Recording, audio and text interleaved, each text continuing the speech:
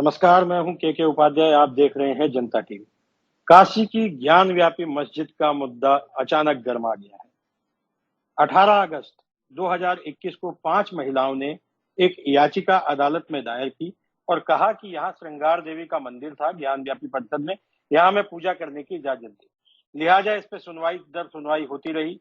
हाल ही में अदालत ने कहा कि इस पूरे मामले की जांच की जाए, वीडियोग्राफी की जाए और जांच रिपोर्ट अदालत को सौंपी जाए। बस मामला यहीं से तूल पकड़ गया और गर्मा गया।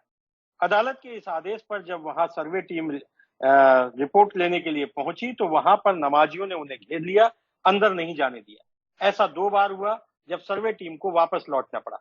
नमाज खत्म होने के बाद भी नमाजी वहां अड़े रहे। मामला गर्मा रहा है, सुलग रहा है। आखिर ये सियासत है या अदालत के आदेश की अवहेलना है? मामला असल में है क्या? इस पूरे मामले पर ही आज की बहस का पूरा मुद्दा है। बहस में हमारे साथ चर्चा में शामिल होंगे काशी से विद्वान जितेंद्रानंद सरस्वती। कहा जा रहा है कि इस पूरे मुद्दे के पीछे यही है और इन्हीं की वजह से, इन्हीं के कहने पर महिलाओं ने ये याचिका दायर की थी। उसके अलावा अरुण मिश्रा वरिष्ठ पत्रकार काशी से ही हमारे साथ जुड़ेंगे। समाजवादी पार्टी के विद्वान प्रवक्ता हैं जावेद खान साहब, हमारे साथ कई बार बहसों में रहे, आज भी हमारे साथ जुड़ रहे हैं। इसके अलावा भारतीय जनता पार्टी के तेज तर्रार प्रवक्ता एसएन सिंह भी हमारे साथ जुड़ रहे हैं। आज बात स्वामी जितेंद्रानंद जी से ही शुरुआत करते हैं। आखिर सरस्वती जी, स्वामी जी, मामला है क्या? ये क्यों तूल पकड़ रहा है? आप इस मामले पे क्या सोचते हैं और आने वाले जो समय है, आने वाले जो दिन है, उनमें क्या अब संभावना बन रही है? आप क्या चाहते हैं? आखिर इस मामले के पीछे आपको बताया जा रहा है पृष्ठभूमि में, क्या ये सच है? स्वामी जी।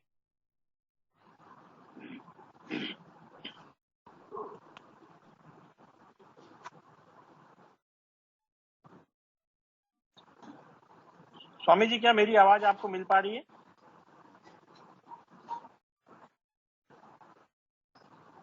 मुझे लगता है स्वामी जी तक हमारी आवाज नहीं पहुंच रही है। टेक्निकल की टीम जब तक काम करेगी। भारतीय जनता पार्टी से जान लेते हैं। एसएन सिंह साहब, इस मुद्दे को भारतीय जनता पार्टी किस नजरिए से देखती है? सरकार का रुख इस पर क्या रहने वाला है? और ये मामला जो है हिंदू मुस्लिम, एक बार ऐसा लग रहा है कि देश में तमाम राज्यों में जिस प्रकार से हिंदू मुस्लिम की राजनीति हो रही है, कहीं कहीं ये कहा जाता है कि भारतीय जनता पार्टी इसको हवा दे रही है। सच्चाई क्या है? देखिए उपाध्याय साहब, किसी के बीच में अगर कोई विवाद होता है तो विवाद सुलझाने के 2 रास्ते होते हैं। या तो स्वतः सहयोगियों के द्वारा वो विवाद सुलझा लिया जाता है या तो कोर्ट का रास्ता अख्तियार किया जाता है। जब एक पक्ष कोर्ट में गया और उस पर सुनवाई करते हुए कोर्ट ने साक्ष्य और सबूत जुटाने के क्रम में वीडियोग्राफी या फोटोग्राफी करने के लिए कहा, तो कोर्ट के आज्ञा के अनुपालन में सरकार जो भी सहयोग बन पड़ेगा निश्चित तौर पे कर रही है और आगे भी करती रहेगी। हमारी सरकार, प्रदेश में जो सरकार है भारतीय जनता पार्टी की, वो जनता की सरकार है, जनता के द्वारा चुनी हुई सरकार है और प्रत्येक धर्मों की रक्षा हो, सभी धर्मों के लिए समान दृष्टिकोण अपनाते हुए हम ये कोशिश करेंगे कि जो कोर्ट ने कहा है उसको पूरा किया जा सके। पहली बात। दूसरी बात, आप देखिए जो कोई भी आरोप लगा रहा होगा पहले या लगाएगा, मैं ये बता देना चाह रहा हूं कि कोर्ट के आज्ञा पर वहां वीडियोग्राफी या फोटोग्राफी होने जा रही थी, नहीं तो एसएन सिंह के कहने पे जा रही थी और नहीं किसी और के कहने पे जा रही। अगर वीडियोग्राफी का आदेश कोर्ट ने दिया है और देश संविधान से चल रहा है, देश कानून से चल रहा है, निश्चित तौर पर सभी को संविधान का सम्मान करना चाहिए, कोर्ट की बात को मानना चाहिए। और मैं कह रहा हूं सच या झूठ जो है वो साबित करने के लिए ही तो कोर्ट फोटोग्राफी या वीडियोग्राफी का आदेश दिए। हमें उसमें सहयोग करना चाहिए, उसका विरोध नहीं करना चाहिए। लेकिन देखिए पहले दिन से मुस्लिम पक्षकार के द्वारा कैसे विरोध किया जाता है। 7 दिन पहले वो कहते हैं किसी भी दशा में हम वहां पे वीडियोग्राफी नहीं होने देंगे, एक बात। उसके बाद वीडियोग्राफी जब प्रथम दिन होने जाती है तो जुमे की नमाज है, ढेर सारे लोग इकट्ठे हो जाते हैं। फिर भी सरकार होने के नाते जिम्मेदारी और जवाबदेही हमारी है कि हम हर तरीके से जो भी कोर्ट का आदेश है उसका अनुपालन कराएं। और जब लोग जाते हैं तो वहां हंगामा होता है और दूसरे दिन वो सुबह कहते हैं कि हमें जो कोर्ट के तरफ से लोग आए हैं उन पे विश्वास नहीं है। और वो पुनः कोर्ट में चले जाते हैं। कोर्ट ने कहा वीडियोग्राफी और फोटोग्राफी हो रही है, 10 कैमरों से हो रही है, उसमें विश्वास रखिए, कोई ऐसी बात नहीं होगी। उसके बाद भी नमाज के नाम पे 10,000 लोग अगर वहां इकट्ठे हो जाते हैं और वो कार्य नहीं करने देते हैं, मैं दोबारा ये कहूंगा, हम सरकार के प्रतिनिधि के रूप में आपके चैनल में बैठे हैं, सरकार के तरफ से बयान दे रहे हैं। मैं यही कहूंगा कि सरकार की ये मंशा है ठीक है। कि सभी धर्मों की रक्षा हो, सभी धर्मों के लिए उचित सम्मान मिले, लेकिन अगर कोर्ट का जो आदेश है उसके अनुपालन में जो भी जिम्मेदारी हमारी है, मैं बहुत ही पारदर्शिता से सरकार उसको निभाएगी। ठीक है जावेद साहब, क्या दिक्कत है? कोर्ट का आदेश मानने में तो मुस्लिमों को कोई दिक्कत नहीं होनी चाहिए। आप सपा के प्रवक्ता तो है ही, एक प्रमुख विपक्षी दल है इस समय उत्तर प्रदेश में, उसके प्रवक्ता के नाते और एक मुस्लिम समुदाय से भी आप आते हैं, दोनों ही नजरिए से आपका जो बयान है वो महत्व रखता है। आप क्या सोचते हैं इस पूरे मामले को लेकर के? क्या वाकई राजनीति हो रही है या मामले को अनावश्यक रूप से तूल दिया जा रहा है? जावेद साहब। देखिए उपाध्याय जी, अगर बाहैसियत मुसलमान मुझसे अगर पूछा जाएगा तो मैं कहूंगा कि कानून के साथ संविधान का पूरा सम्मान किया जाना चाहिए, उसमें कोई भी व्यक्ति हो। अगर कानून ने, अदालत ने कोई आदेश दिया है तो अदालत के आदेश का हमें पूरी तरीके से ससम्मान तरीके से उसका पालन करना चाहिए। लेकिन इस देश में पिछले 3 दशकों में और उसके बाद लगभग इधर 8.5 वर्षों जिस तरीके की नकारात्मक राजनीति हुई है, जन सरोकार से हटकर धार्मिक एजेंडे पर नागपुर बनाम हैदराबाद की राजनीति की जा रही है, इससे न तो इस देश की जनता का कोई हित सधने जा रहा है, न इस देश का हित सधने जा रहा है, और न देश के अंदर संविधान की शपथ लेकर सत्ता में बैठे हुए लोग, वो किसी भी राजनीतिक दल के हों, वो जन सरोकार से जुड़कर कोई काम नहीं कर रहे हैं, वो संविधान की अवहेलना लगातार कर रहे हैं। जिस कानून की आदरणीय उपाध्याय जी, हमारे भाई एसएन सिंह जी ने दुहाई दी है, अब 2 सवाल खड़े हुए हैं यहाँ पर कि जब देश संविधान से चलता है, देश कानून से चलता है, कानून का सम्मान होना चाहिए, तो सर्वोपरि है संविधान। संविधान के तहत ही सारे निकाय हैं, वो कोई भी निकाय हो देश का, तो संविधान की तो यहाँ पर पूरी तरीके से उसका मान मर्दन हुआ है। ये स्थितियां आई थी जब देश में अयोध्या जी को छोड़कर, जब देश के अंदर 15 अगस्त 1947 की यथास्थिति बनाए रखने का हमारे पास 1991 का उपासना स्थल अधिनियम है, जिसको सुप्रीम कोर्ट ने भी एक बार अयोध्या के फैसले में जिसका उल्लेख किया है, तो उसके बाद जब ये रीट आई थी, अदालतों का काम क्या है? अदालत सुनवाई करेगी, जो वादी है उसका पक्ष सुनेगी, और जो प्रतिवादी होगा, जब वो कोई अपना पक्ष नहीं रखेगा तो निश्चित रूप से अदालत आदेश कर देगी। यहाँ पर सरकारी अधिवक्ता की जिम्मेदारी थी कि वह संविधान का जो पक्ष है वो रखता, तो संभवतः अदालत को इस तरीके के किसी आदेश को देने की आवश्यकता ही नहीं पड़ती, पहली बात। दूसरी बात है कि अगर मां श्रृंगार गौरी का वहां पर कोई उपासना का स्थल है, तो निश्चित रूप से वहां पर पूजा पाठ अर्चना होनी चाहिए उस जगह पर। लेकिन मुझको जो कल जानकारी मिली है कि ज्ञानवापी मस्जिद और मां श्रृंगार गौरी के जो स्थल है उसमें दूरी है काफी, और ये आदेश भी उसी के लिए हुआ है। जब आदेश उसी के लिए हुआ है तो वहां पर पूजा अर्चना करने पे अगर कोई भी बाधक बन रहा है तो निश्चित रूप से उसके विरुद्ध कानून सम्मत कार्रवाई होनी चाहिए। इससे मैं कोई परहेज करने की बात नहीं कर रहा। लेकिन राजनीति में उत्तर प्रदेश के अंदर किस तरीके से पिछले 5 वर्षों से अधिक समय से शासन को चलाया गया, सरकार का एक भी जो दावा था, आंकड़ा था जनता के हित में, प्रदेश के हित में, वो पूरा नहीं हुआ। और जब पूरा नहीं हुआ तो सरकार ने ये निर्णय लिया कि हम नकारात्मक राजनीति की दिशा में पुनः जाएंगे। इसीलिए सरकारी वकील ने इस पिटीशन पर कोई पक्ष नहीं रखा। इसके पीछे इशारा किसका था? अगर राज्य सरकार। ठीक है जावेद भाई, इसका जवाब हम एसएन सिंह साहब से ले लेंगे। जी एसएन सिंह साहब। अब जावेद साहब का कहना है कि इस पर सरकारी अधिवक्ता क्या दोष है, उनकी गलती है, उन्होंने अपना पक्ष नहीं रखा। क्या कहेंगे आप सिंह साहब? देखिए उपाध्याय साहब, जावेद साहब की आवाज को थोड़ा सा स्लो कर दिया जाए, मैं इनका जवाब दे दूं। जावेद साहब ने एक सवाल उठाया कि 1947 का जो भी है कि पूजा करने के जो कुछ भी है अयोध्या को छोड़कर वो उसी स्थिति में रखा जाए। मैं कहता हूं 1991 से पहले वहां पूजा पाठ होते थे, गौरी श्रृंगार के लिए लोग जाते थे और परिक्रमा भी करते थे। 91 तक ये चीज चला। जावेद अहमद जी की जब सरकार आई, उन्होंने सुरक्षा के कारणों का हवाला देते हुए उसको बंद कर दिया। लेकिन दूसरी बात मैं कहूंगा, कोई बात नहीं, आपने जो कुछ भी कहा, क्या उसको चौराहे पे कहेंगे, क्या उसको समाज में कहेंगे या कोर्ट में कहेंगे? निश्चित तौर पे कोर्ट में। आप सुन लीजिए जावेद साहब, जावेद साहब सुन लीजिए, मैंने आपके समय में बोला नहीं। अरे नहीं सुनेंगे तो आपका कोई नहीं सुनेगा। आप इतने बड़े नहीं है, आप इतने बड़े नहीं है कि आपका कोई सुनेगा।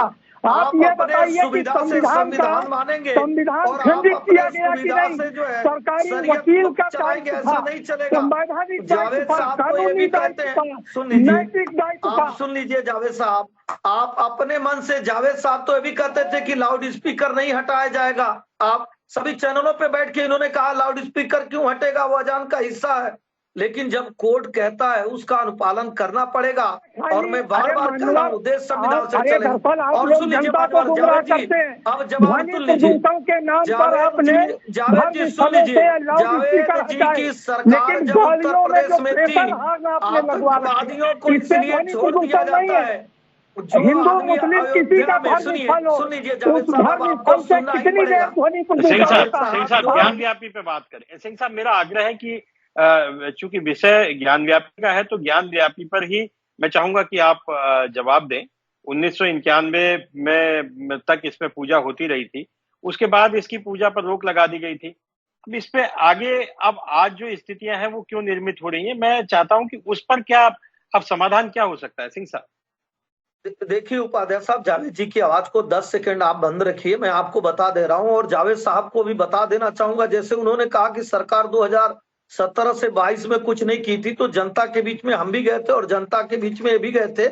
इनको जनता ने आशीर्वाद नहीं दिया और हम पे विश्वास और भरोसा देकर आशीर्वाद दिखाया। उपाध्याय जी, एक चीज और बड़े विनम्रता से कह दूंगा, जब इनकी सरकार रहती है अपराधियों को छोड़ दिया जाता है। भारतीय जनता पार्टी ऐसा कोई कार्य नहीं करेगी। हम संस्थाओं में विश्वास करते हैं, हम कोर्ट और संविधान में विश्वास करते हैं। उपाध्याय साहब, आगे ये होगा कि कोर्ट का जो भी आदेश है उसका अनुपालन कराएंगे, पूरी प्रतिबद्धता के साथ हमारी सरकार उसका अनुपालन कराएगी।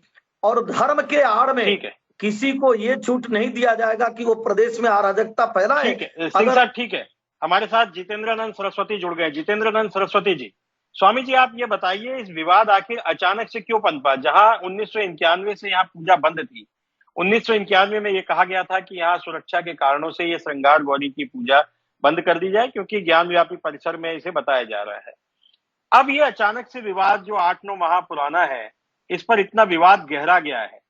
आप इसके पीछे बताया जाता है कि इस पूरे प्रकरण के पीछे आप हैं, तो आप क्या सोचते हैं इसे लेकर के?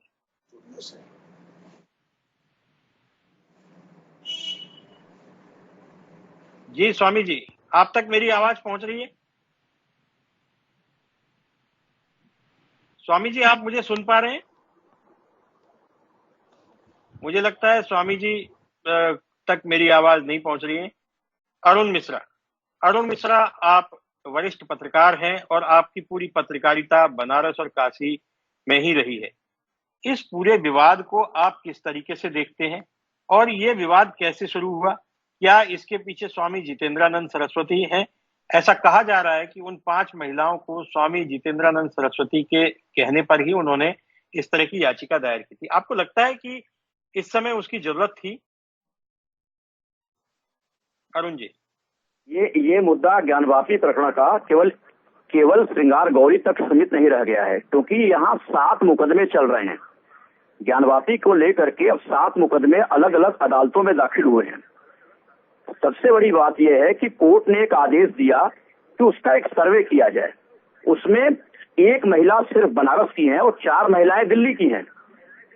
उन महिलाओं ने जो दाखिल किया, उसके आधार पर कोर्ट ने एक आदेश दिया कि ज्ञानवापी और श्रृंगार गौरी के एक सर्वे किया जाए। उस सर्वे के आधार पर देखा जाए कि वहां वस्तुस्थिति जो याचिका में कहा गया है कि ज्ञानवापी परिसर के अंदर, ज्ञानवापी मस्जिद के अंदर कोई तहखाना है, वहां शिवलिंग है या श्रृंगार गौरी का जो मूर्ति रखी है, वो सब कुछ वहां पे है। इस आधार पर कोर्ट ने आदेश दिया।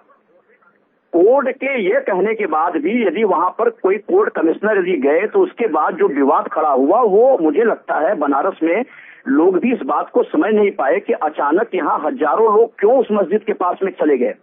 अभी तक का जो रहा है, वहां हर दिन वहां नमाज अदा किया जाता है, शुक्रवार को भी नमाज अदा किया जाता है। मेरी दोनों पक्षों के लोगों से बात हुई, हम लोगों ने इतने सालों में लगातार ये देखा है, कभी भी इस तरह के विवाद नहीं खड़े हुए।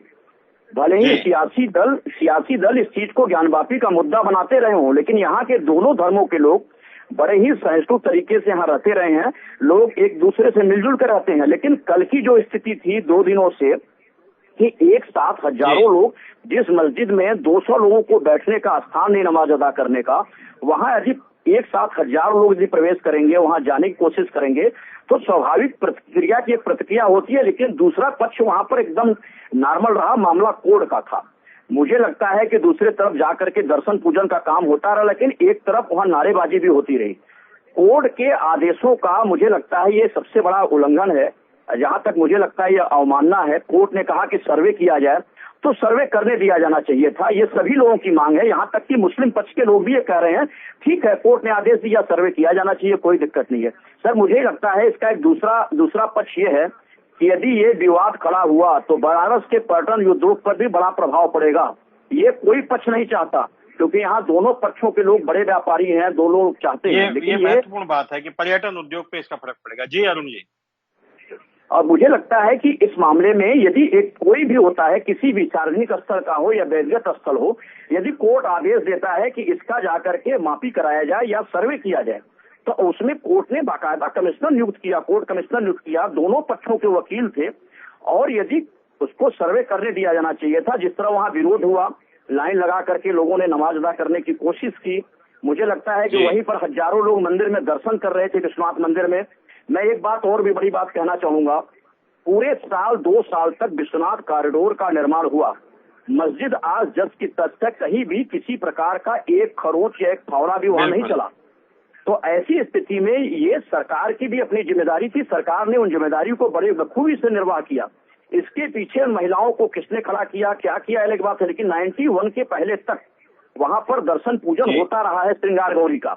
अचानक क्योंकि सरकारें नहीं थी, वो स्थिति दूसरी थी, वहां लोग बदल दिए, न पूजा करने पर रोक लगा दी गई। लेकिन आज भी उसी मस्जिद के चबूतरे के किनारे दीवार पर श्रृंगार गौरी का एक रखी हुई प्रतिमा है, वहां लोग फूल माला चढ़ान कर रहे हैं। लेकिन उसको लेकर के है कि भाई हमें विधिवत मूल्य अर्चना करने दिया जाए, लेकिन वहां रोक लगाया जाता है, आज भी रोक लगाई गई। ठीक है स्वामी जी, आप मुझे सुन पा रहे हैं? आप बहुत देर से प्रयास कर रहे हैं, आपको मेरी आवाज नहीं पहुंच पा रही है, क्या आप मुझे सुन पा रहे हैं स्वामी जी? हाँ।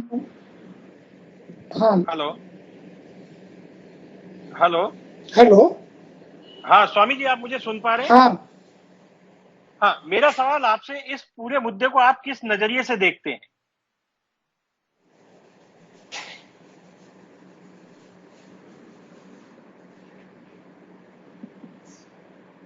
स्वामी जी, इस पूरे मुद्दे को आप किस नजरिए से देखते हैं, मेरा सवाल आपसे है।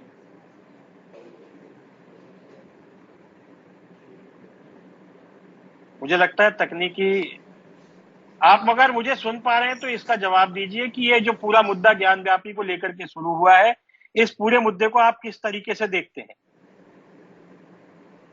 मेरी आवाज आपको मिल रही है क्या? मिल रही है, आप बोलिए, मुझे मिल रही है। इसे देखने दिखाने का प्रश्न नहीं है, ये इतिहास का सर्वविदित तथ्य है कि काशी विश्वनाथ के उस मंदिर को 1669 के 19 अप्रैल में मशीर-ए-आलम में औरंगजेब के ही द्वारा उनके हुक्मनामा दर्ज है, जो मंदिर तोड़ करके उस अवशेष के ऊपर मस्जिद बनाई गई? एक प्रश्न है। यहाँ पे प्रश्न था कि श्रृंगार गौरी के पूजन की अनुमति 90 के बाद के दिनों में जो बंद की गई, आज भी आपको एक बात बता दूं, मीडिया में बड़ा कंफ्यूजन है कि श्रृंगार गौरी का पूजन साल में 1 दिन होता है, 5 दिन होता है। 5 दिन में से 3 दिन मैं खुद करता हूँ और 4 बार श्रृंगार गौरी की रंगाई पुताई भी होती है साल में। लेकिन ये दर्शन प्रतिदिन क्यों नहीं होगा, किसके दबाव में नहीं होगा, एक प्रश्न है। 4-5 महिलाएं कोर्ट चली गई श्रृंगार गौरी के लिए, सर्वे का आदेश हुआ। सर्वे के आदेश पर मुस्लिम पक्ष की नियति तो वही क्लियर हो गई जब 5 दिन पहले इंतजामिया कमेटी के सचिव ने कहा कि गला कट जाएगा, मैं घुसने नहीं दूंगा। अब घुसने नहीं दूंगा, इसके लिए तर्क बाद में गढ़े जाएंगे। गला कट जाएगा, इससे क्लियर हो गया कि ये न संविधान मानने वाले लोग हैं, न किसी तरीके से कोर्ट का कोई आदेश मानने वाले हैं, और इन्होंने पुख्ता तैयारी की। अब पुख्ता इनकी तैयारी क्या थी वो आपको बताता हूँ। क्या मस्जिद की इंतजामिया कमेटी को नहीं पता कि इस मस्जिद में कितने लोग नमाज पढ़ सकते हैं? जी, ठीक से पता था। फिर ऐलान करके मौलानाओं के द्वारा 5 से 10 हजार के बीच की संख्या जुटाई गई। दूसरे, ईद के बाद जो पहली जुमे की नमाज होती है इस मस्जिद में, उसमें सामान्यतः बनारस का मुसलमान लुंगी, चप्पल और कुर्ता पहन के टोपी लगा के, जो एक सभ्य वेश है उसके धर्म के अनुसार, उसमें आता है। आप वीडियो फुटेज हो तो घुमा करके देखिए कि बनारस के बाहर के 70% गुंडे जींस में, पजामे में, जूता पहने हुए लोग इकट्ठे किए गए थे, ये जानते हुए कि जिस मस्जिद में 500 व्यक्ति नमाज पढ़ सकते हैं वहाँ 5000 लोगों को जुटाया गया था। पूरा अंदर लोगों को भर के रखा गया था। कोर्ट का आदेश क्या है, उसकी इंटरप्रिटेशन, जो व्याख्या है, कौन क्या कर रहा है, अराजी नंबर संपूर्ण पे उसमें सर्वे करने का था। और आप कह रहे हैं, मैं एक बात बहुत इस सम्मानित चैनल पर कह रहा हूँ कि उंगली से खोद के सर्वेयर देख रहे थे। हुजूर, उंगली से खोदना तो आपको खल गया, लेकिन आपने इस देश में हमारे हजारों मंदिरों को जमींदोज कर दिया। हमारे कलेजे पे क्या गुजरी होगी? उंगली से खोदना तो आपको खल गया। हम यही एहसास आपको दिलाना चाहते थे। ठीक है जावेद साहब, अभी जैसे आपने स्वामी जी को सुना, स्वामी जी कह रहे हैं कि इस तरह के बयानबाजी दी गई कि गला कट जाएगा, घुसने नहीं देंगे, बाहरी तत्व आ गए। उधर अरुण मिश्रा कह रहे हैं कि दोनों पक्ष चाहते हैं कि तनाव न हो, कोर्ट के आदेश का पालन हो। तो फिर आखिर ये बीच के कौन से लोग हैं जो माहौल को बिगाड़ने का प्रयास कर रहे हैं? काशी की जो गंगा जमुनी सरस तहजीब है, उसको कौन बिगाड़ने की कोशिश कर रहा है? उधर आपने भी कहा कि कोर्ट के आदेश का पालन होना चाहिए। तो ये बीज कहां से आया? ये जो नफरती बीज है, या ये इस तरह का दूरियों फैलाने वाला जो एक कहना चाहिए विचार है, ये कहां से पनप रहा है? कौन इसको हवा दे रहा है? जब दोनों ही पक्ष चाहते हैं कि मामला सुलझ जाए, दोनों ही पक्ष चाहते हैं कि हाँ सर्वे टीम आनी चाहिए, तो ये बीच के लोगों का विरोध क्यों नहीं होता? जावेद साहब। आदरणीय उपाध्याय जी, ये देश बहुत नकारात्मक दिशा में जा चुका है। हमारे आपके रिश्ते जो है, मतलब मैं बहुत सच बोल रहा हूँ और सच बहुत कड़वा होता है। आज स्थिति ये है कि जिन मुगलों से इस भारत के मुसलमानों का कोई रिश्ता नहीं है, उन मुगलों के अत्याचार का हिसाब आज हमसे लेने की बात की जा रही है। जिस औरंगजेब के अत्याचार से हमारा कोई लेना देना नहीं है, उसके जुल्म और ज्यादती का हिसाब किताब हमसे करने की बात की जा रही है। जिस बाबर के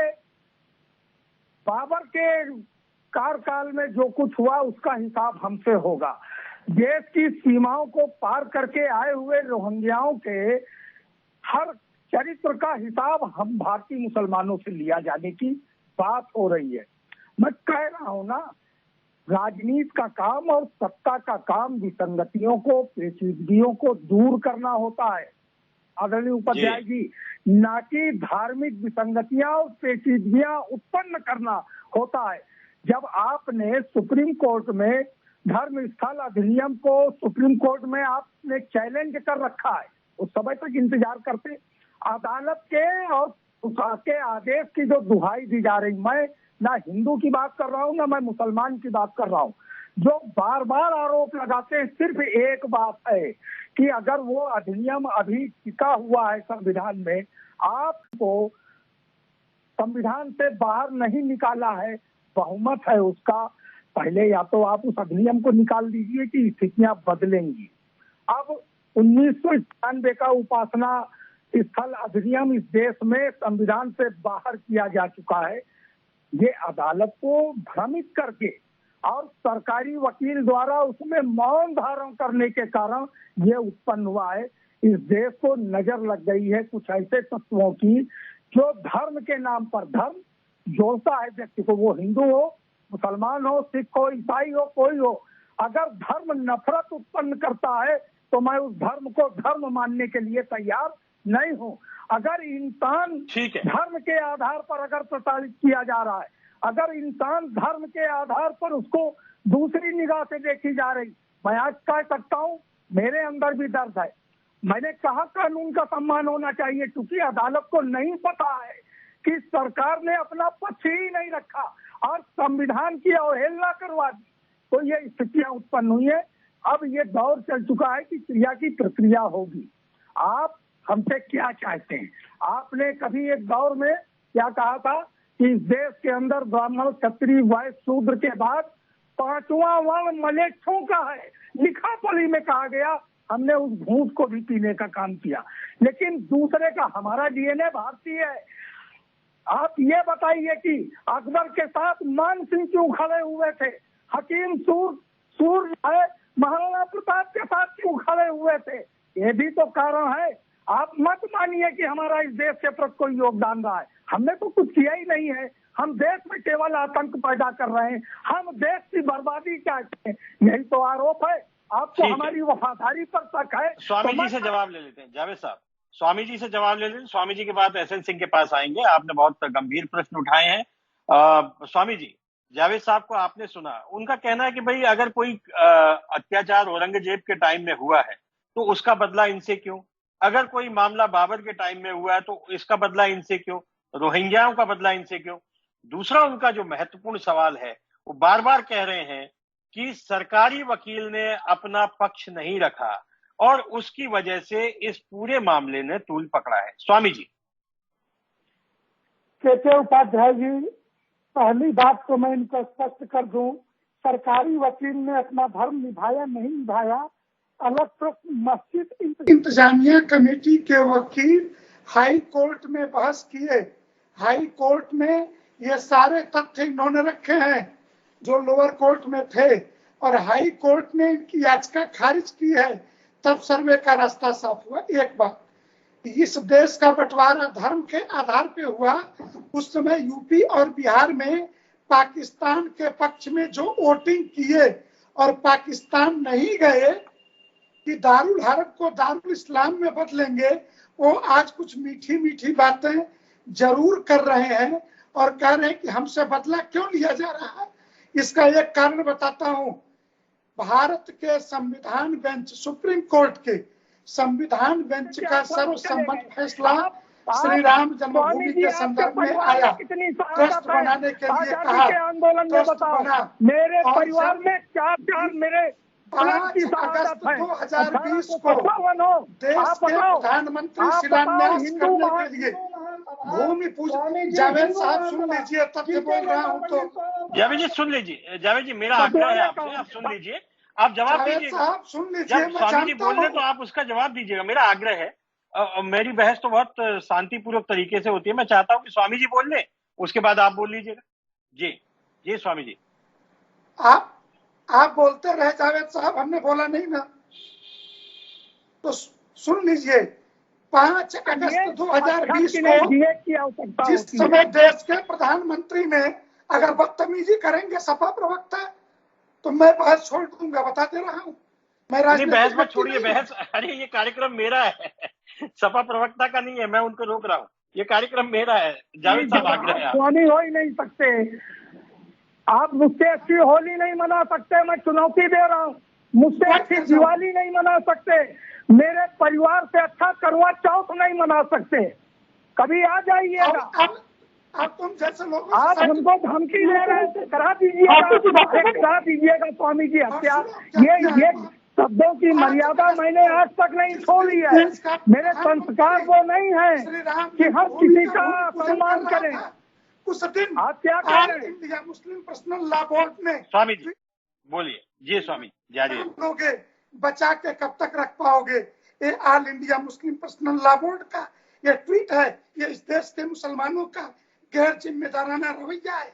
यह जानते हुए कि सुप्रीम कोर्ट के संविधान बेंच का सर्वसम्मत फैसला है राम जन्मभूमि का, और एक धमकी दे रहे थे, ये अलतकिया पढ़ रहे हैं महाराणा प्रताप। नहीं, राम मंदिर का मुद्दा तो समाप्ति हो गया ना, राम मंदिर बन रहा है स्वामी जी।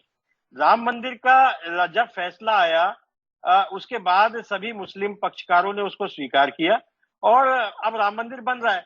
अब असल मसला है ज्ञान व्यापी का। ज्ञान व्यापी को लेकर के जो हंगामा बरप रहा है, जो विवाद हो रहा है, मैं चाहता हूं उस पर आप अपनी बात पूरी तरीके से रखें। जी स्वामी जी। वह ट्वीट हमने सहेज के रखा है कि मंदिर तो बना लोगे, कब तक बचा के रख पाओगे? और कल एक बड़े मुस्लिम नेता बोल रहे थे देश के अंदर कि हम अपनी आगे आने वाली पीढ़ियों को वसीयत लिख के जाएंगे कि हिंदुओं ने जो मंदिर बनाए हैं हमसे जबरदस्ती कोर्ट के द्वारा उसको तोड़ करके तुम कब्जा ले लेना। इसके बाद ये हम तो कोर्ट में अपनी बातों को रखते हैं, आप कोर्ट से असहमत है, सुप्रीम कोर्ट तक जाइए। हमने मना तो नहीं किया कोर्ट में जाने से। और जिस तरीके से 5000 मुसलमान इन्होंने उतारे, अगर मेरी जुबान से एक वाक्य निकल जाता और 10-20 हजार हिंदू उतर गए होते तो क्या होता? लेकिन हमने सदा स्यापा बना के रखी, नहीं एक भी हिंदू उधर देखेगा नहीं। फाटक बंद करवा दो, विश्वनाथ मंदिर का 4 नंबर का गेट बंद कर दिया प्रशासन ने, फाटक बंद करवाओ और कोई हिंदू चूप नहीं करेगा। जो करना है कोर्ट का आदेश है, कागज सभी वादी प्रतिवादियों के हाथ में है। और जो हो रहा है सर्वे से इतनी पीड़ा क्यों है? क्योंकि सर्वे में जो सच्चाई है उसको बर्दाश्त नहीं कर पाएंगे। पीछे की 18 फीट की मोटी दीवार चीट करके हिंदू मंदिर होने का संकेत दे रही है और ये निशान है। ठीक है, ठीक है, ठीक है। एहसन सिंह साहब, 2-3 बातें इसमें निकल के आई। जो स्वामी जी का कहना है कि इसमें इंतजामिया कमेटी और तमाम मुस्लिम पक्षकारों का जो रोल रहा है वो सही नहीं रहा। हाल ही में उन्होंने कहा कि 5000 मुस्लिम वहां थे, अगर वो एक इशारा कर देते। उधर जावेद साहब का कहना है कि जावेद साहब बार बार एक ही बात कह रहे हैं कि वो इस देश की संस्कृति में रच बस गए हैं। औरंगजेब या बाबर से उनका क्या लेना देना? इस देश की आजादी की लड़ाई मुसलमानों ने लड़ी है। जो अब्दुल हमीद का अगर हम बात करें तो वो शहीद हुए थे, इस देश के लिए शहीद हुए थे।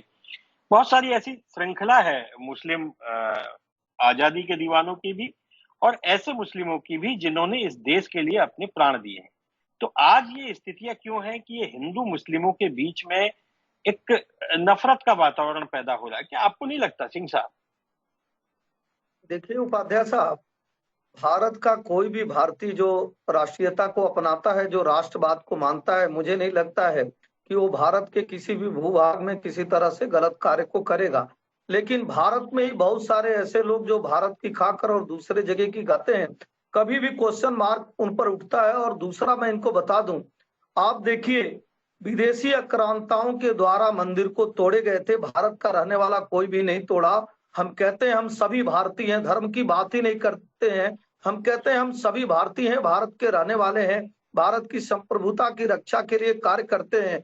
लेकिन जिन आक्रांताओं के द्वारा तोड़ा गया, एक धर्म को हानि पहुंचाया गया, उस धर्म की और संस्कृति को समाप्त करने का प्रयास किया गया, निश्चित तौर पे वो गलत हुआ। वो उसके बाद मुगल चले गए, देश आजाद हो गया, इसमें हमारी सरकारें आ गई, उसके बाद में जावेद साहब का ये प्रश्न तो जायज लगता है कि भाई मान लीजिए औरंगजेब ने जो कुछ किया तो उसका बदला इनसे क्यों?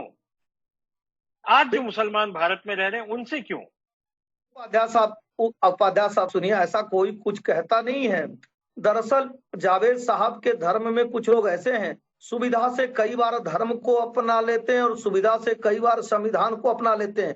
370 हटाने का कानून जावेद साहब और एसएन सिंह नहीं ले आए, मर्यादित तरीके से संसद में पास हुआ, लेकिन जैसे ही वो कानून बना, हैदराबाद से कहा जाता है कि घबराओ नहीं, कुछ दिन में संख्या में अधिक हो जाएंगे और पुनः उस कानून को ले आ देंगे। राम जन्मभूमि का जो मसला था, कोर्ट के द्वारा उसको हल किया गया, उसके बावजूद भी कहा जाता है कि कुछ दिन के बाद पुनः वहां बाबरी मस्जिद बन जाएगी। मैं कह रहा हूं, इस तरह के बयान जो लोग देते हैं उनके लिए नफरत दूसरे के तरफ से भी प्रतिक्रिया आती है, नहीं तो भारत जैसा देश आपको नहीं मिलेगा।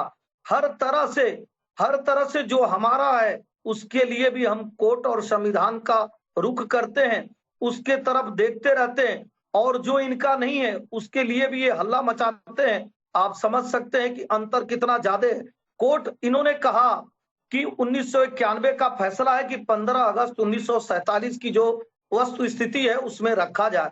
15 अगस्त 1947 को क्या था? ज्ञानवापी में पूजा होती थी, वहां मंदिर नहीं बनने जा रहा है, वहां मस्जिद गिरने भी नहीं जा रहा है, लेकिन अगर पूजा होती थी तो पूजा क्यों रुक गई? समाजवादी पार्टी की सरकार थी, एक धर्म के रक्षा के लिए प्रतिबद्ध सरकार थी, एक धर्म के लिए खड़ी हो जाती थी। कानून का आड़ लेकर हिंदुओं को अपकृत्य करने के लिए उन्होंने वहां रोक दिया। अगर मसला कोर्ट में गया है, मैं ये कह रहा हूं, कल को अगर हिंदू पक्ष भी कहे कि हम नहीं मानेंगे, जावेद साहब बताइए, आप तो बहुत अच्छे मुस्लिम हैं, बड़ी सुंदर बात कर रहे हैं, फिर क्या होगा? लेकिन जावेद साहब केवल मीठी बात करते हैं, कई बार डिबेट में बैठ चुके हैं। 3 तलाक कानून की जब बात होती थी तब भी लोग कहते थे हम नहीं मानेंगे, हमारा संविधान अलग है और भारत का संविधान अलग है। हिजाब पर जब बात होती थी तो कहते थे लोग हम नहीं मानेंगे, हम हर बात को थोड़े ना मान लेंगे, जो हमारा कानून कहता है, जो हमारा धर्म कहता है वो मानेंगे।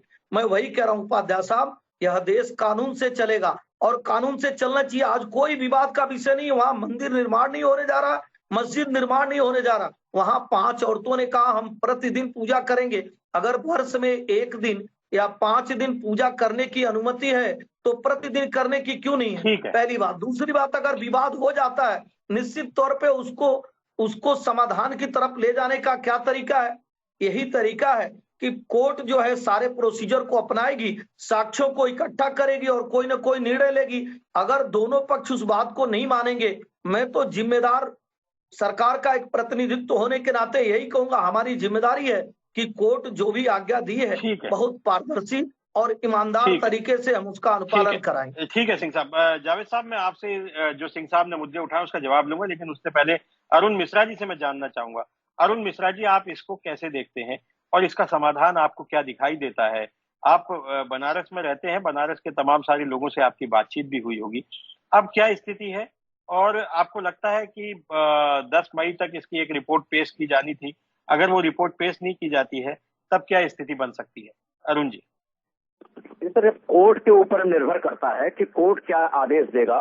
हो सकता है कि क्योंकि यदि आगे सर्वे का आदेश मिलेगा तो यहाँ दोनों पक्षों को बैठ करके इस बात को तस्दीक करना होगा कि शांति से वो सर्वे किया जाए।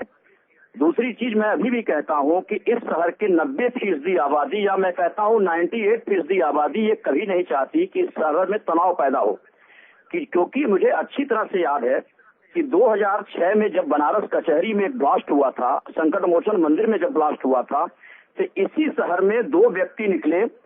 वो थे प्रोफेसर दुर्भद्र मिश्र जो संकट मोचन मंदिर के महंत थे, और यहाँ पर मुफ्ती बातिन, ये 2 लोग शहर में निकले। किसी प्रकार का जो लोगों के अंदर असंतोष भी था उस घटना को लेकर के, लेकिन पूरा शहर एकजुट होकर के सौहार्द बनाए रखा। लेकिन कल की घटना या 2 दिनों तक की जो घटना थी, जो हजारों लोग निकल करके बाहर आए, वह लोग कौन थे? थोड़ी दूर पर मैं समझता हूँ कि मंदिर से मुश्किल से 100 मीटर या 50 मीटर की दूरी पर हिंदू और मुसलमान दोनों की दुकानें हैं। कल जो स्थिति पैदा हुई उससे उन दोनों वर्गों में कहीं न कहीं से इस बात को लेकर के है कि ये बेवजह इस विवाद को खड़ा किया जा रहा है। हजारों लोगों को जाने की जरूरत नहीं थी, मुझे लगता है कि ये जो मसाजिद कमेटी के जो वहां पर हैं मौलाना साहब, उन्होंने जो बात कही कि मैं किसी को घुसने नहीं दूंगा, उसको लेकर के दूसरे क्षेत्रों के बहुतायत लोग यहाँ आए, उसको भी देखते हुए मंदिर में बैठे हुए दर्शन करने वाले कोई व्यक्ति ऐसा नहीं था जिन्होंने उस चीज का कोई विरोध किया, क्योंकि मामला सीधे सीधे कोर्ट का था और प्रशासन भी ये कह रहा था कि मामले में शांति बनाए रखा जाए। मुझे लगता है सर कि 10 तारीख को इंतजार करना चाहिए। अब कोर्ट के ऊपर निर्णय होता है, ये होता है निर्णय क्या देता है कोर्ट, और उसको दोनों पक्षों को मानना चाहिए।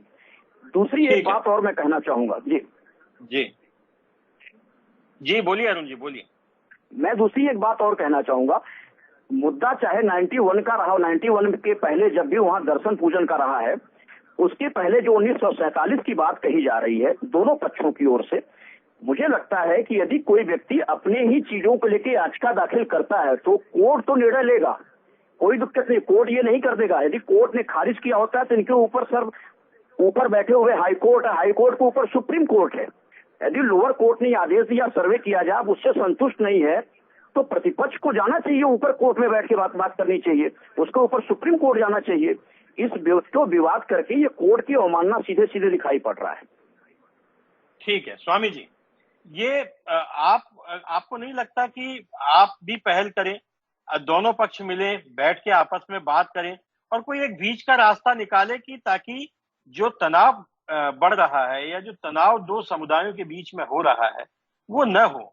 आप तो चूंकि स्वामी हैं, बड़े मठ से आते हैं, आपकी बात लोग सुनते हैं, क्या आप और जो मुफ्ती हैं या जो मौलाना है वहां के, आप लोगों को साथ बैठ करके इसका हल नहीं निकालना चाहिए स्वामी जी? कोर्ट के अंदर केस है। दूसरी बात कि कोर्ट ने आदेश दिया, नहीं मानेंगे ये किसने कहा, ये देखना होगा। और बैठने की बात अभी मेरा मानना है कि ये मुकदमा प्री स्टेज में है, एक सर्वे की बात थी। अगर आप इतिहास में जाएंगे तो 1935 में भी इसी तरीके का मुकदमा है, सर्वे हुआ। सर्वे के लिए ये पहला मुकदमा था कि जज ने मुकदमा एक्सेप्ट करने से पहले भी सर्वे किया और फैसला सुनाने से एक दिन पहले भी वो यहाँ पे ज्ञानवापी में गए थे 1935 के मुकदमे में। तो सर्वे को लेकर के इतना हाइट में ले जाया गया, ये ठीक नहीं था। दूसरा, काशी के हिंदू या मुसलमानों में बहुत ज्यादा तनाव नहीं था, हिंदुओं में तो एकदम नहीं था कि कोर्ट का आदेश है, प्रशासन है और प्रशासन लॉ एंड ऑर्डर का पालन कराएगा। एक भी हिंदू इस 2 दिनों के दौरान इधर 4 नंबर गेट, जिसको गोदौलिया गेट कहते हैं, जो मुख्य गेट है, इसका मुख्य फाटक बंद कर दिया गया था। इधर से सिर्फ वही लोग गए जो सर्वे में जाने वाले थे। आपने देखा होगा कोई तनाव नहीं था। तनाव एक बात का था, अब तक 5 गिरफ्तारियां हुई, ये 5 बनारस के बाहर के लोग हैं। जानने वाली बात यह होगी कि आगे के दिनों में प्रशासन को कि कहीं एक बड़ा षड्यंत्र तो नहीं है। कौन लोग थे जिन्होंने अपील करके बनारस में हजारों की संख्या में लोगों को उतारा? दूसरे, सर्वे के में अंदर जाएंगे बाहर आएंगे, ये उन पर लागू होता था जो वादी और प्रतिवादी थे। फिर मस्जिद के अंदर वो कौन लोग थे, 200-250 लोग जो पहले से बैठे हुए थे, मस्जिद के अंदर से बाहर निकले नहीं, और वो लोग कि हम आपको सर्वे नहीं करने देंगे, ये विरोध करने के लिए द्वार पर खड़े हो गए। ये मैं वो बता रहा हूँ कि जो घटित हुआ है, जो पूरी मीडिया के अंदर है, ये ऑन डॉक्यूमेंट है कि ये घटना घटी है। इन 200-250 लोगों को उस मस्जिद में 24 घंटे बने रहने की इजाजत किसने दी? शहर के अंदर 5000 से ज्यादा लोग आए और नमाज के नाम पर आए। ये अपरिचित चेहरे हैं, शहर के अंदर आए हैं, ये कौन है? अशांति फैलाएंगे, नहीं फैलाएंगे। ठीक है, जावेद साहब से जवाब ले लेते। जावेद साहब, अभी आपने एहसन सिंह साहब को सुना, अरुण मिश्रा जी को। सभी का ये कहना कि 15 अगस्त 1947 से पहले की स्थिति बरकरार रखने का कोर्ट का आदेश है। तो 15 अगस्त 1947 में जो स्थिति थी उस समय वहां पूजन होता था, लेकिन अचानक 1992 या 1991 में ये पूजन बंद कर दिया और उसको लेकर के ये याचिका दायर की गई है। अब ये विवाद बढ़ गया है। तो आप न केवल सपा के प्रवक्ता हैं, बल्कि आप एक अपनी राय बहुत बेबाकी से और बहुत विद्वतापूर्ण तरीके से रखते हैं। अब आप क्या सोचते हैं इस पूरे मुद्दे को लेकर के? देखिए, ये कोई बहुत बड़ा मुद्दा नहीं है। इसको मुद्दा बनाया जा रहा है 2024 के अपनी विफलता को छिपाने के लिए। अरुण जी ने, हालांकि मैं पत्रकार साथियों की किसी बात का जवाब देना उचित नहीं समझता, लेकिन ये विधिक मामला है कि दूसरे पक्ष को अपील करनी चाहिए अगली अदालत। तो यहाँ पर दूसरा पक्ष, तीसरा पक्ष, चौथा पक्ष, चाहे वो अंजुमन इंतजामिया मसाजिद हो बनारस की या सुन्नी सेंट्रल वक्फ बोर्ड हो, इनको कोई अधिकार नहीं है अपील करने का। अपील करने का अधिकार, क्योंकि संविधान का वायलेशन हुआ है, अपील करने का अधिकार राज्य सरकार को है। राज्य सरकार को जाना चाहिए कि ये अदालत को भ्रमित करके ये पिटीशन हुई नंबर 1 बार। ये विधिक राय है अरुण जी, और इसके अतिरिक्त तो कुछ है भी नहीं। अभी एसएन भाई कह रहे थे बड़ी मीठी मीठी बात करते हो, दोहरा चरित्र है। अरे मेरा दोहरा चरित्र नहीं है, न मेरे खानदान का रहा है, न मेरे रक्त का दोहरा चरित्र है। अगर इस पर आप बात करेंगे तो ये मेरे सम्मान के लिए, सम्मान पर आपने कालिक डालने का काम किया है। दोहरे चरित्र के लोग कौन है? 370 एक पॉलिटिकल मैटर था, उसका मुसलमानों से मतलब नहीं है, और आप दूसरे से हमको नहीं जोड़ सकते हैं। अगर आप दूसरे से हमको जोड़ेंगे तो मैं कह सकता हूं कि अयोध्या के अंदर जो दंगा कराने की साजिश थी, ये 3 लोगों के ब्रेन वॉश करने पर, किनकी नकारात्मक राजनीति से इन नौजवानों ने दंगा कराने की साजिश रची थी। ये तो आप ही लोगों का काम है ना। ये हैदराबाद से मुझको जोड़ने का काम मत कीजिएगा।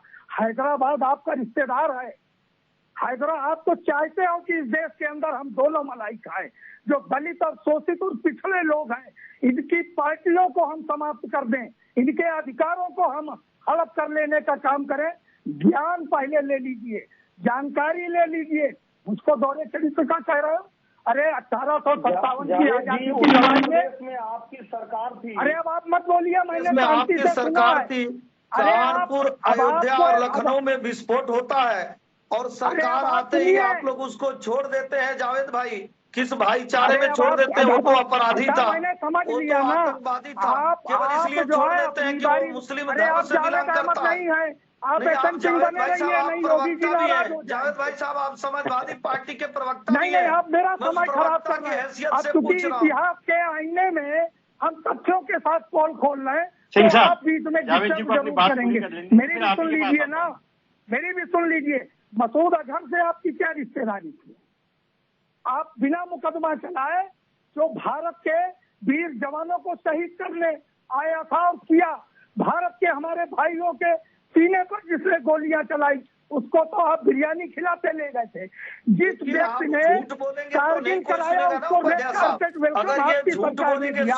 मुजफ्फरनगर में दंगा होता है, सुन लीजिए, आपके सुनाने से नहीं सुनूंगा। मुजफ्फरनगर में दंगा होता है और आजम खान कहते हैं कि मुस्लिम लड़कों को छोड़ दिया जाए, चूंकि मुस्लिम लड़के कहाँ संविधान का पालन कर रहे थे। मऊ में दंगा होता है, 5 दिन तक सरकार 300 असलहे लेकर अगर वो घूम के मुख्तार अंसारी लोगों को मार रहा था, किस संविधान में लिखा हुआ है, किस संविधान में लिखा हुआ है कि धारा 144 लगा हो और 500 असलहों के साथ हिंदुओं की हत्या किया जाए? किस संविधान में लिखा है आप बताइए? आजम खान एक मुस्लिम इसलिए मुस्लिम लड़के छोड़ दिए गए। आप मुजफ्फरनगर की क्यों नहीं चर्चा करते हैं? आप सुन्नी के आतंकवादियों को क्यों छोड़ देते हैं? आप आजमगढ़ के आतंकवादियों को लेकर क्यों फोटो खिंचवाते हैं? आप अपनी चीजें स्पष्ट करिए। सुनिए, भारतीय जनता पार्टी एक राष्ट्रवादी पार्टी है। हम धर्म की राजनीति करते हैं, हम राष्ट्र के विकास के लिए कार्य करते हैं, हम सभी धर्मों की रक्षा की बात करते हैं, हम एक धर्म की रक्षा की बात नहीं करते। लेकिन जब आपकी सरकार रहती है, ईद मनाया जाएगा लेकिन होली पर हमला मचाया जाएगा, ऐसा नहीं होगा। ये भारतीय जनता पार्टी की सरकार है। जावेद जी, बहस में भी होता हुआ नहीं दिख रहा है। आप सब लोग हमारे साथ जुड़े समय हम अब इतना ही है हमारे पास में, लेकिन आप सब लोगों ने अपनी अपनी बात बहुत बेबाकी से कही है। फैसला जनता पे छोड़ते हैं। आप सब लोग हमारे साथ जुड़े, आप सब लोगों का बहुत बहुत शुक्रिया। ये ज्ञानव्यापी मस्जिद को लेकर के जो विवाद चल रहा है, ये तो अभी चलता रहेगा क्योंकि मामला कोर्ट के विचाराधीन है। कोर्ट इसमें क्या निर्णय देता है ये तो अभी आने वाले वक्त में पता चलेगा। हमें 10 मई का भी इंतजार करना चाहिए। 10 मई तक रिपोर्ट पेश की जानी है। अब रिपोर्ट कैसे पेश होगी, सर्वे होगा नहीं होगा, अब ये भविष्य के गर्त में है। आने वाला समय थोड़ा और तनावपूर्ण हो सकता है। सरकार इस पर क्या करती है और कोर्ट इस पर क्या निर्णय लेता है, इसके लिए हमें थोड़ा इंतजार करना पड़ेगा। आप देखते रहिए जनता टीवी, समाचारों का सिलसिला जारी रहेगा। नमस्कार।